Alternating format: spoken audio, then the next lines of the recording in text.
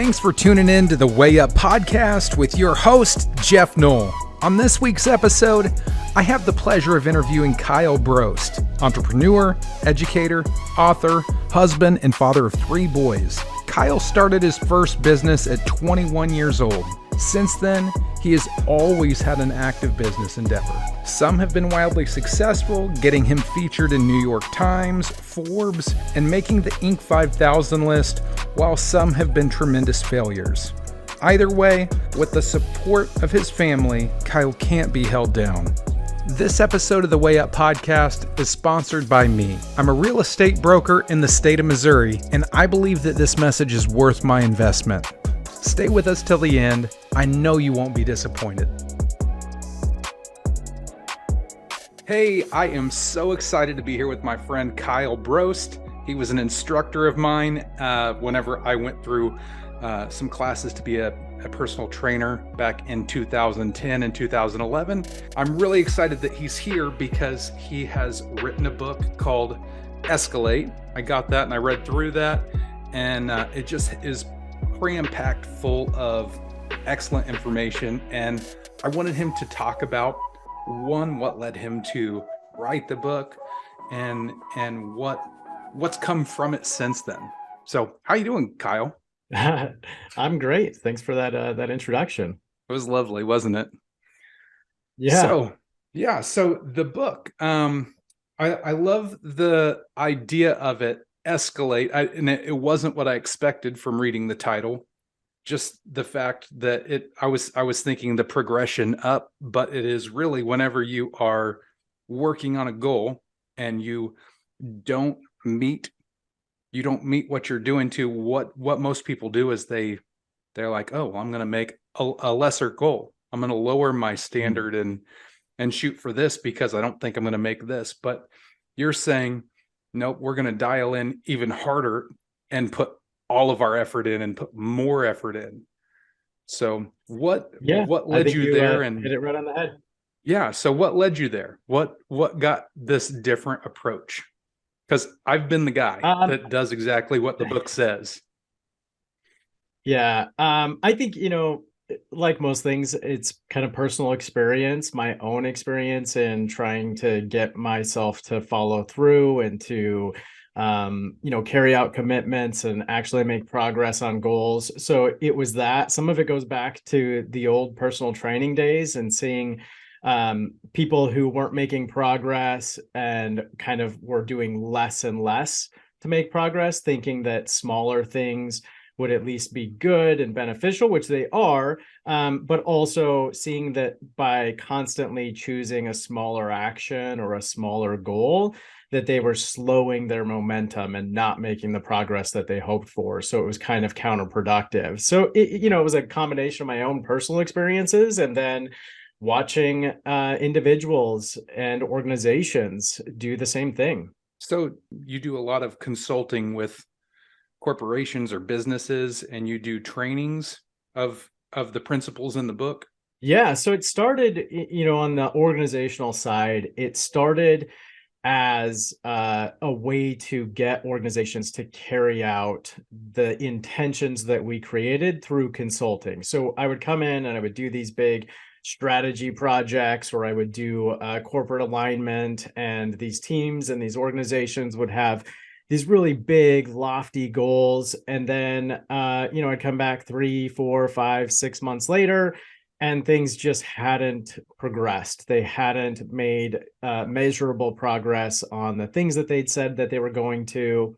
And then when we'd start talking about why, it fell into this same space. It fell into this space of having things, commitments that you've made, ambitions that you've set, and just not being able to carry them out. And so that was, kind of the impetus of the structure of it. So getting very clear about each of the steps and how those steps fit together. That was the impetus for that. But the general principles came, more from personal experience and trying to figure out how to get myself to achieve goals and make progress and feel satisfied with momentum that I was building. Do you have any personal examples of some of that So a personal example or organizational, which would you prefer? Whichever one you've got. Share examples. I'm good with one of each. Okay. I think, the personal example is really on kind of my own diet and exercise regime. So I've kind of been a person who, and I think a lot of people can relate to this, but has just kind of been up and down. I've never been real even keel in terms of my weight or my health or where I felt like I was at physically. And so I would get to these points where kind of overnight it felt like, we all know that's not true, but overnight it felt like I'd put on 20 pounds or 25 pounds, and then once I realized I was to that point, shifting course and changing my direction felt almost impossible. It was this daunting thing where I'd go a half a day or a day, maybe I'd string together 2 or 3 days of eating a little bit cleaner and healthier, and going for some walks, and then I could feel the momentum slowing and my motivation decreasing. And instead of putting more into it, I would tell myself, well, you don't have to eat super clean or healthy. You can just, do one healthy, clean meal a day. And you don't have to actually go to the gym and exercise and get your heart rate up. You can just go walk outside. And then pretty soon it's, well, I don't have to have one clean meal a day. I can just, as long as I'm taking my vitamins and I'm maybe avoiding soda. And then, instead of going for a walk outside, it's maybe I can binge my show while I'm on the treadmill for 20 minutes. And before I would know it, The all of my treadmill's actually the effort was, recliner. yeah, exactly. All of Yep. my effort were these like things. So I just recognized this pattern of, when I wasn't putting in the effort and I was facing this kind of personal resistance to getting things done, that I would de-escalate my effort, right? I would step back away from it. I would say, well, I'm just going to do something smaller because that's more doable. And yet doing that smaller thing actually was really harmful to my goals, because the smaller and smaller the thing became that I was doing, the less progress I was making toward my goals. And in terms of organizations, the organizational piece gets a little bit more into the prescriptive process toward the end of the book, Escalate, where you make these commitments, and if you don't follow through on your commitments, there are these escalations, these different mechanisms to ensure you get the commitment done. And so one of the things in organizations is, how do you hold other teams or other groups accountable when you don't have any formal authority over other groups or other teams? Or how do I hold my own team accountable without, coming across like this micromanaging, overbearing leader? And so that's where these the kind of the commitment to these escalations, to moving from one degree of effort to another, came into play for organizations. And there's a cost involved for each of those. And that makes a lot of sense for organizations when they're actually paying the cost, a financial obligation for each one of them, in a way that financial obligation, when paid, can actually end up turning right back around and helping you make progress to your goal. So it's not just like you're making this financial commitment for accountability, and then that money's going out into the Ethereum somewhere and not doing anything. It's structured in such a way that money actually helps you make progress on your goals by investing in the tasks and activities that you're not accomplishing on your own. Yeah, I remember reading in there, you're setting aside what it costs to have somebody do this specific task that you've been putting off and putting off. If you don't get it done, the cost is you've got to pay somebody to get that thing done that you didn't do. Correct? Yeah, Yeah. exactly. Well, and I can 100% relate to what you were saying on the physical side. I've been through that a handful of times. Actually, I've lost a crap load of weight 3 times. You knew me when you first met me. It was after Yeah. my first big transformation, weight loss. But in the time that you knew me to just some months after that, I gained every bit of my weight back, every bit of it. And I got a little bit bigger than I was originally. And it's it's demoralizing. You start to make an exception for this one thing. Well, I'm pretty fit. I can afford to eat a cheeseburger when I go out, or I'm going to work out. I'll just spend an extra 20 minutes on the treadmill. No worries. And then you don't do that. And Right. one exception leads to another. And before you know it, it's out of hand, and it crushes you. Seeing yourself just get out of control. It's very demoralizing, and it hurts your confidence. And so I love the idea that it's just committing to your goals, because whenever you dial your goals back, you lose a little bit of yourself. It is very disheartening to see that you don't hit them, and then you set a lower goal, and chances are half the time you don't hit that one either. You're just moving down and down and down. So Yeah, I absolutely. really appreciate the perspective that came from that. So Good. the book, very great. Anybody that is ever experienced any of that, which I'm going to say a lot of people are going to be able to relate, and that will resonate with a lot of people. If that's you, you should absolutely pick up this book, Escalate by Kyle Brost. You can find it on Amazon. Where else do you have this? I mean, you can get it on my website, kylebrost.com. You can get it on Amazon. You can get it at any of the major retailers. So, Nice. Barnes and Noble, any of those. I don't know that anybody shops at those places anymore, but I just went into it is one there. last weekend, and I Oh, wasn't nice. I wasn't specifically looking for that, but super cool that you've got a book. You wrote a book. Somebody I know has a book in Barnes and Noble. That's pretty fancy and cool.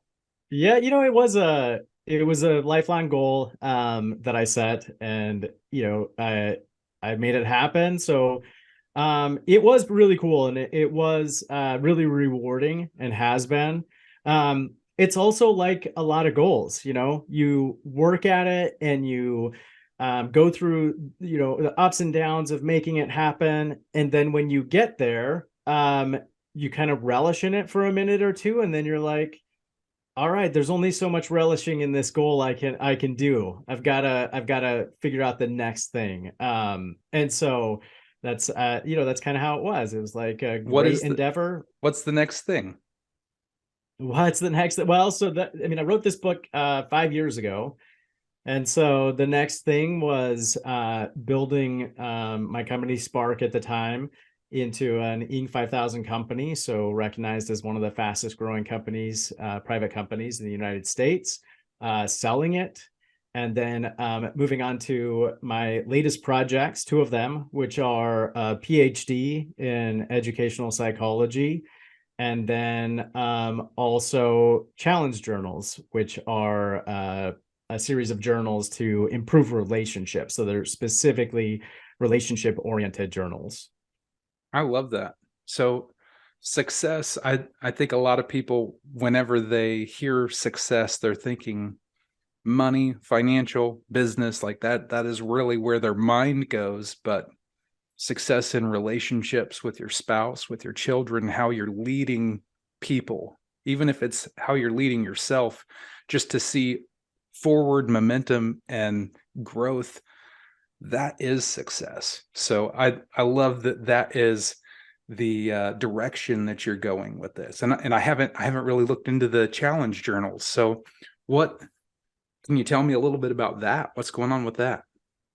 Yeah, absolutely. And it goes right to what you were just saying in terms of what is success and how you define success and how do you get the most out of success. So I think a lot of people see success itself as the reward. And unless you have some intention behind it, you'll get the success, the financial success, but you won't know how to get the reward out of the success. So financial success is only a reward if when you have it, you feel a greater sense of security and comfort. You're able to do things, that you didn't do in the past. You're able to spend a little bit more time recreating and time with people that you care about. But unless you're actually conscientious about that, you can find yourself with all of this money or so-called success, but not reaping the rewards or benefits. You still stress just as much. You still, wake up and have anxiety, you still put your head to the grindstone, 80, 90 hours a week. You don't spend time with the people you care the most about. You don't treat yourself well. And so I think to the kind of the first point is this idea of success.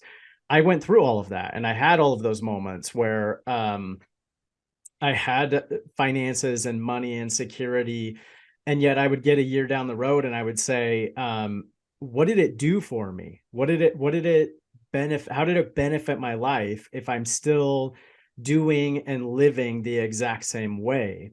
And ultimately, what I realized was how important personal relationships really were to my sense of well-being and joy and fulfillment in life.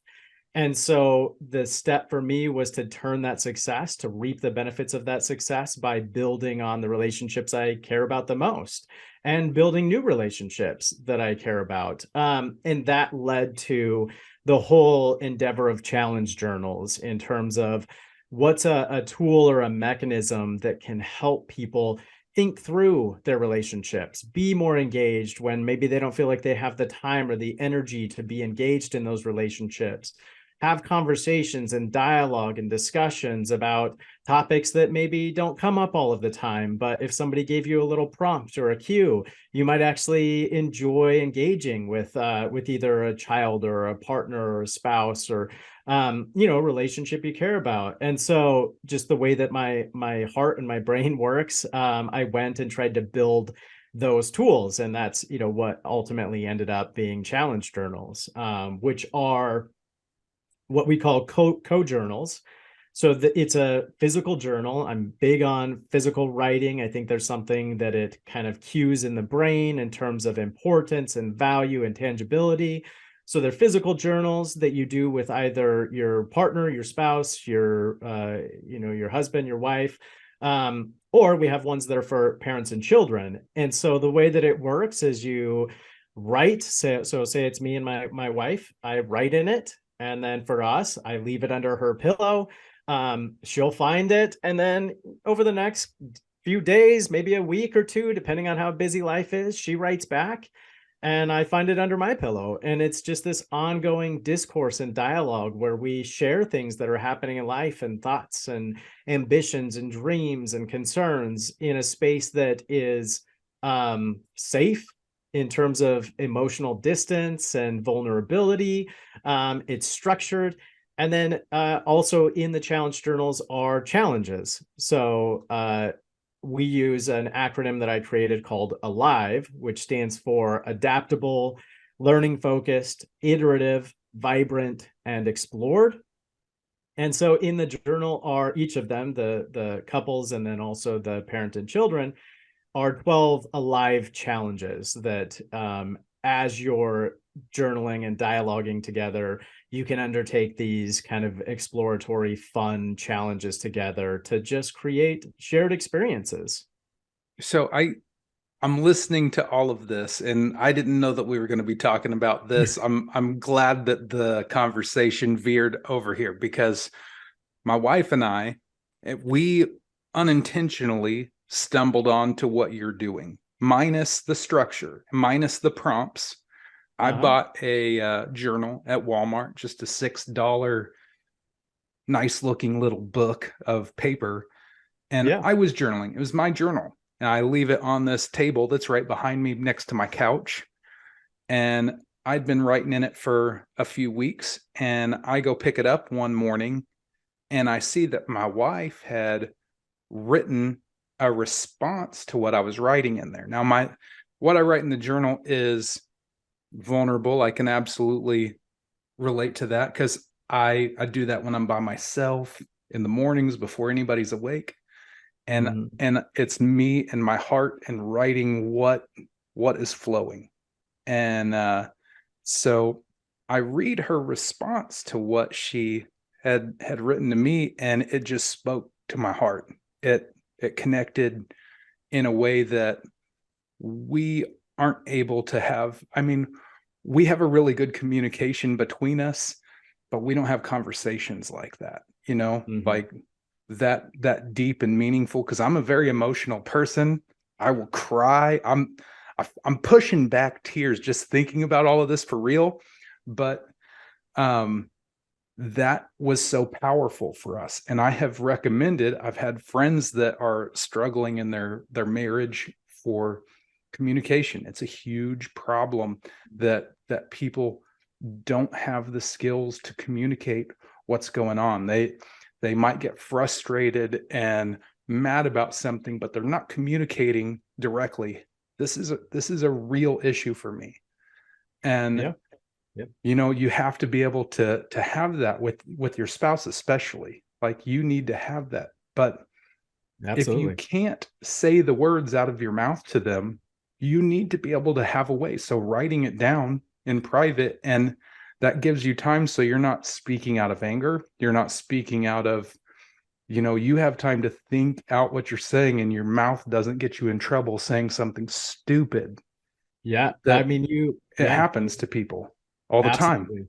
Absolutely. And you hit perfectly on it. So, part of the reason we chose journals is because we wanted the practice to be accessible. We didn't want it to be something that was complicated or out of reach for anyone. And the practice itself is exactly what you're doing. You don't have to buy one of our journals to leverage the power of this practice, right? You can literally just grab some scrap pieces of paper around the house if you want to. You don't even have to go buy a journal.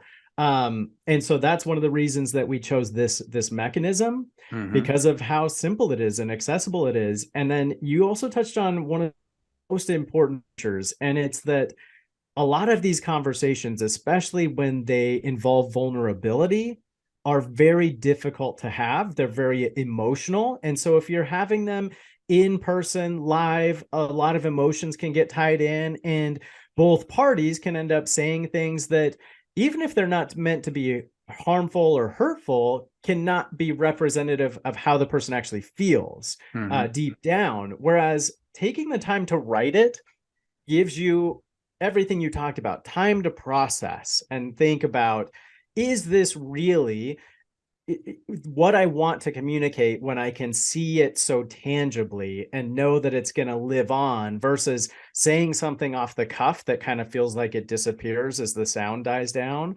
And so the practice of journaling allows you to think about, do I really want to write this word or this sentence?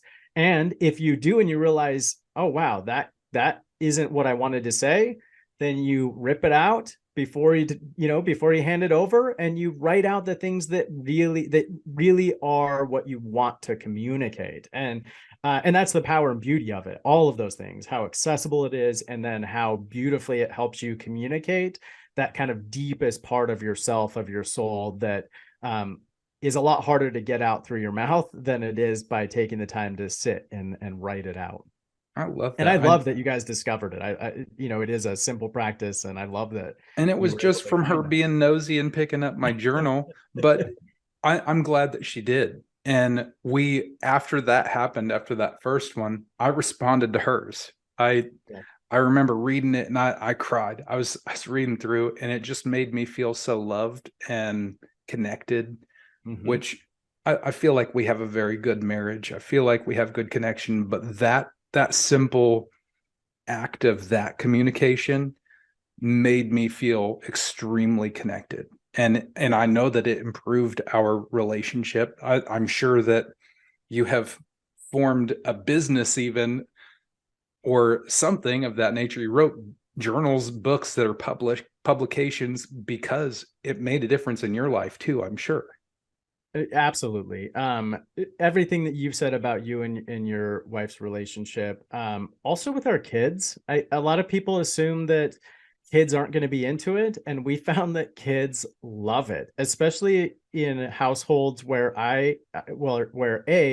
the parents are very busy and working a lot, and they find it difficult to engage regularly with their children. And that could be for a number of reasons. That could be a single mother who's trying to keep things together and is finding it hard to find time to actually have those meaningful conversations and be able to communicate how much they love and care. And the journal is a 5-minute endeavor that lasts forever. So they can, when, that single mom's getting home at night and is exhausted, she can take, 3 or 4 minutes and just write a quick note in that journal. And those things mean a lot. They go a long ways.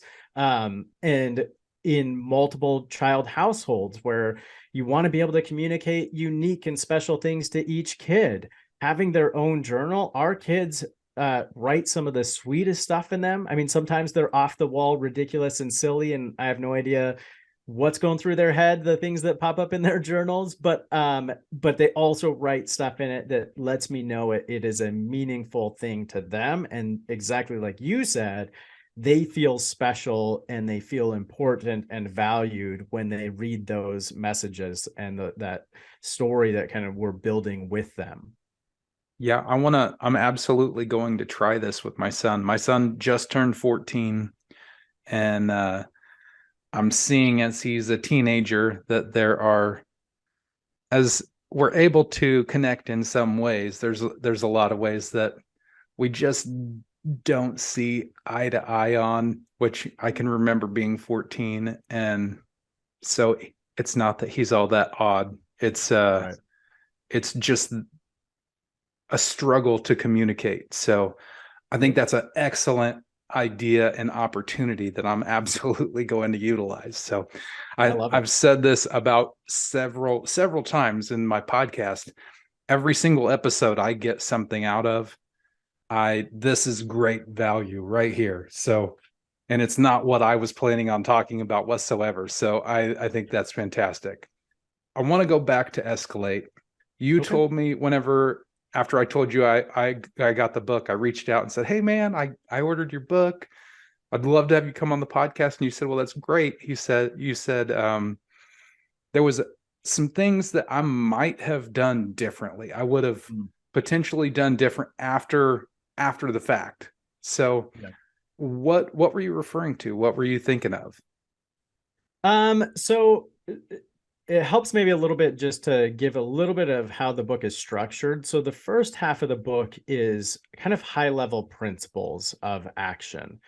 So it's about how you build momentum, and it's about how you kind of take that first action and you build on it. And then the second half of the book is a very prescriptive process for that particular individual who just finds themselves stuck and they just want a guaranteed process to get them moving and making progress. After writing the book, I have gone a lot deeper into self-determination theory and self-regulation theory and motivational theories in general. And I even have a graduate credential in neuroscience. And so my perspective on motivation has shifted over the years, like any kind of growth, right? It just has changed. And what I've realized since writing the book is it is an excellent book for a very specific type of individual. And I love that about the book. I also recognize that there are a lot of individuals out there with a lot of different needs in terms of motivation and getting things done and making progress. And so the thing that I would change in hindsight is I would make the first half of the book more flexible to all of the different varieties of people who might be engaging with it. I've learned over time that the more prescriptive the process you create, the fewer people it's going to work for, which is okay because sometimes that specific audience needs exactly that prescriptive process. But I also would have put more things in there that I feel would apply to everyone and help people create their own trajectory or process. And so as I've actually thought about doing, the second edition of this book, I think what it will end with in the second edition is not my prescriptive process, but actually the individual who's reading the book creating their own process throughout the reading so that by the time they end the book, they've actually created their own process that matches their unique personality and context and nature and goals versus me prescribing a lot of those approaches.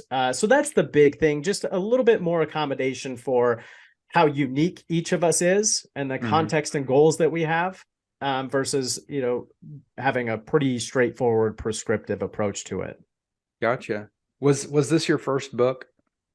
That was my Escalate? first book. Yep, my Yeah. first actual book. I'd done some writing and some manuscripts, and I wrote for online publications like Forbes and stuff before publishing the book. But that was my first official book.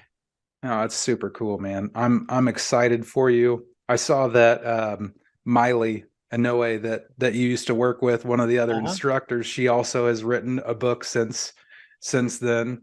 Yeah, So it's just kind of cool to see how things play out and how people progress in their walk in their life. it And is cool. And Miley's a rock star for sure. oh my goodness, I loved. I honestly, there was only 3 teachers for the whole program. I had you, Jason, and Miley. Every single one of you, I got different value from, and all of it was value. It was all value. So Yeah. even though I'm not personal training, I only did that for some months. I was a trainer in a gym at Lee Summit Okay. I leased space, Yeah. and I had a husband and wife client couple that I'd meet them 2 mornings a week, like 5:30 in the morning. And Oh then yeah. I'd come over and teach at Pinnacle. I had one client 2 days a week that I would meet in the afternoons there because we got to train there for free. So Yeah. I was taking advantage of that sweet deal. But Nice. I went to the oil field after that, and I gained a bunch of weight. I was driving a truck, so we were in. All of our food was usually truck stops, or it was Oh brought yeah. out to the oil site, and I was like, time didn't really allow me to go to the gym, so I put on weight really quick. It was like the Nutty Professor almost. It was crazy. But I understand that.